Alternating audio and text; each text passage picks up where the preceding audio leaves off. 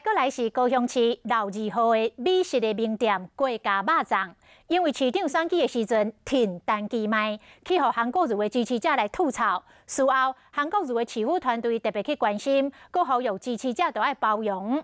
安尼一来，停单机卖的甲停韩国瑜的，拢去甲买肉粽，生意更加是强滚。结果江浙目标咯，洪检机讲无开发票遭漏税。 头家讲会配合开发票，也毋过肉粽会因为安尼来起价。头开粽下就闻到香讲，这是高雄盐埕区美食的名店郭家肉粽，不少名人拢有来食过。现任行政院副院长陈其迈就是经常来这交关，也个因此甲头家变成好朋友。你们也赢了，对不对？那我们表达民主的风度嘛，对不对？我讲挺谁没有错吧？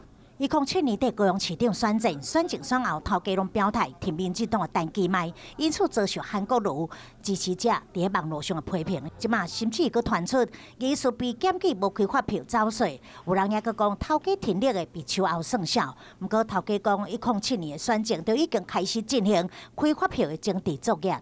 去年的时候就已经确定了，因为过年过后很忙，我也跟国税局商量，他们也非常的乐意辅导我，因为我们什么都不懂。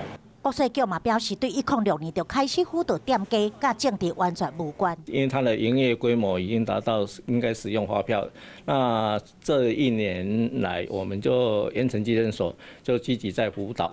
本来就是真起名店的郭家肉粽，伫陈其迈甲韩国瑜连续造访了后，因双方的支持者拢有来捧场，店红生意好，嘛被国税局注意到。头家讲刷来开发票，毋过这继续卖掉起，毋过实在咧共款讲究，品质无受影响。